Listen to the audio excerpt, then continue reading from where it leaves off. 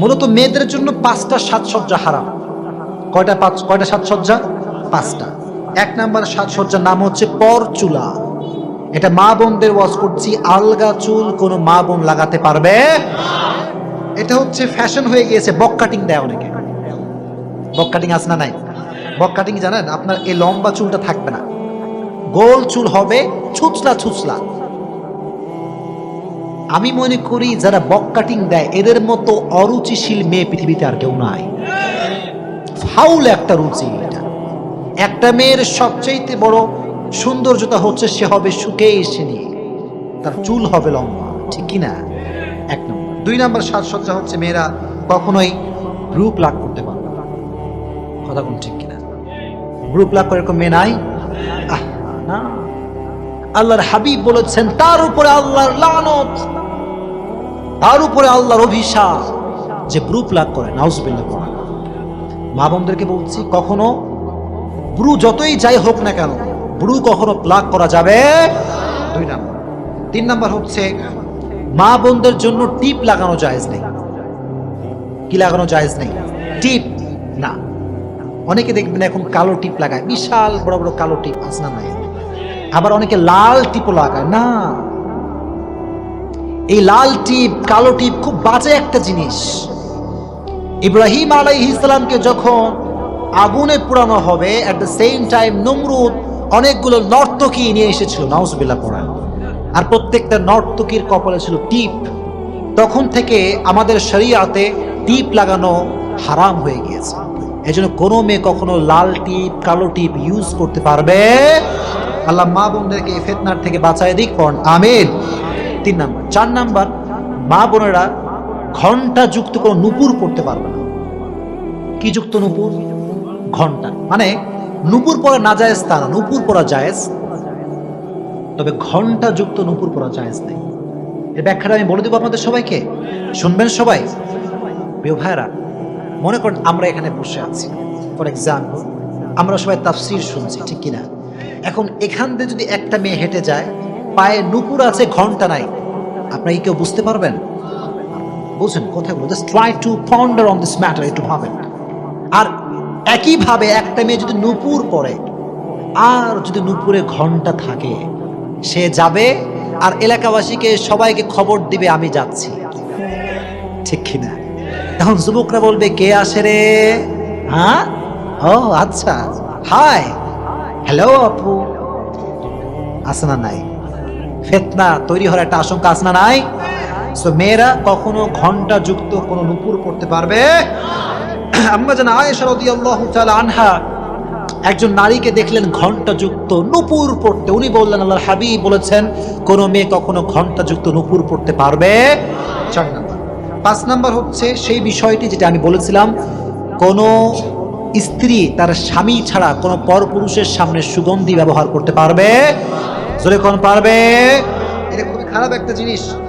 কারণ হচ্ছে কোনো মেয়ে যদি কোনো পুরুষকে অ্যাট্রাকটিভ করার জন্য, আকর্ষিত করবার জন্য সুগন্ধি মাখে, আল্লাহর হাবিব বলেছেন জেনা করলে যেই পরিমাণ গুনাহ হয় সেই পরিমাণ গুনাহ তার আমলনামায় জমা হবে। জোরে কোন নাউজুবিল্লাহ।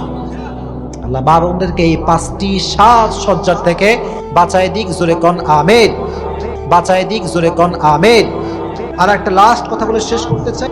আমি মা বোনদেরকে বলতে চাই উইথ ফুল রেসপেক্ট, সম্মান, যে মা বোনেরা এখন বেশিরভাগ সময় দেখা যায় যে হুজুর দেখলে পর্দা করে আর কারোর সামনে পর্দা করে না। কথা অবাস্তব না বাস্তব? এটা আপনারা বিশ্বাস করেন না? সত্যি, এটা সত্যি মা। আমি দেখছি নিজের জীবনে কিছু কিছু মা হুজুর দেখলে পর্দা করে, বোনরা হুজুর দেখলে পর্দা করে, আর দেবরের সামনে কয় দেবর সাহেব কেমন আছেন। কথা কোন ঠিক কিনা? দেবরের সামনে প্রত্যেকটা ভাবির যাওয়া সম্পূর্ণ হারাম। কথা কোন ঠিক কিনা? আর স্বামীদেরকে বলছি, স্বামী জাস্ট হাজব্যান্ড, আপনার ছোট ভাই হোক বড় ভাই হোক, এই খুব গুরুত্বপূর্ণ কথা, সবাই শুনবেন, সবাই সুরসার নাই, কাটা কথা বলছি। প্রত্যেকটা হাজব্যান্ডকে বলছি, আপনার ছোট ভাই হোক বড় ভাই হোক, কোনোদিন আপনার বইয়ের তীর সীমানা সে পাড়া দিতে পারবে না। কথা কোন ঠিক কিনা? যখনই আপনার বইয়ের সামনে দেবর আসবে, আল্লাহর কসম তখনই ফিতনা শুরু হয়ে যাবে, চিল্লায় কোন ঠিক কিনা। দেবরের সামনে যেতে পারবেন না মায়েরা বোনেরা। আল্লাহ মা বোনদেরকে তৌফিক দান করুক, জোরে কোন আমিন। আর একটা লাস্ট কথা বলে শেষ করতে চাই, শুধুমাত্র বোনদেরকে বলতে চাই যে বোনেরা, জাস্ট বোনদেরকে বলছি, আপনাদের প্রোফাইল পিকচার নিজের ছবি আপনারা আপলোড করতে পারবেন না। এই যুবক কথা বলছেন কিনা। আর কিছু কিছু যুবক মেয়েদের প্রোফাইল পিকচার দেখলে কমেন্ট করে ওয়াও অ্যামেজিং, আর বোনও যে কোন করলে কয় থ্যাংক ইউ। আছে না নাই? এসব কি রে ভাই, কোন যুগ আসলো এইসব? মাইয়ারে বাজে বাজে কথা কয় যুবকরা, তোমার মতো হট কেউ নাই। নাউজুবিল্লাহ। আমি বললে দোষ হয়ে যাবে, কিন্তু যুবকরা বললে কোনো দোষ নাই। আর মেয়েও কতটা বেলাজা, বেলজ্জা, বেশরমা, মেয়ে বলে ধন্যবাদ ভাইয়া। ছি ছি ছি। আল্লাহ মা বোনদেরকে ফিতনা থেকে বাঁচায় দিক না। মুরব্বীরাও হাসে, আমি কি করবো বল? এরকম ছেলে মেয়ে নাই? যুবক শোনো, প্রকৃত পক্ষের দিনদার যুবক কখনো কোনো মেয়ের পোস্টে বাজে কমেন্ট করতে পারবে না। কথা কোন ঠিক কিনা?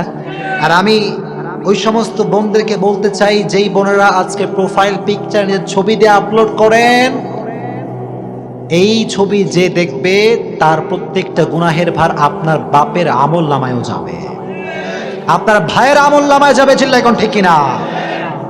আর সেই বাপের মতো হতভাগা বাপ কেউ নাই, যেই বাপের মেয়ে চোখের সামনে জিন্সের প্যান্ট পরে ঘুরে বেড়ায়।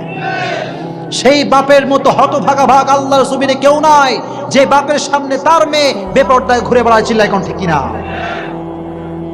আজ থেকে বাপরা একটা কাজ করবেন, মেয়েকে বলবেন আমার বাসায় থাকতে চাইলে, খাইতে চাইলে ইসলামের কথা অনুযায়ী চলতে হবে, না আমার বাসায় তোর কোনো ভাত হবে না।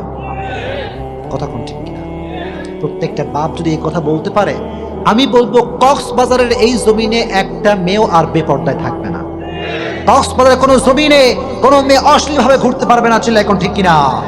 আল্লাহ মা বোনদেরকে এই সমস্ত ফিতনার থেকে বাঁচাই দিক, জোরে কোন আমিন। আল্লাহ যুবকদেরকে প্রত্যেকটা কথা অনুযায়ী আমল করার তৌফিক দান করুক, জোরে কোন আমিন। আল্লাহ মুরব্বীদেরকে ইসলামের জন্য কবুল করুন, পড় আমিন।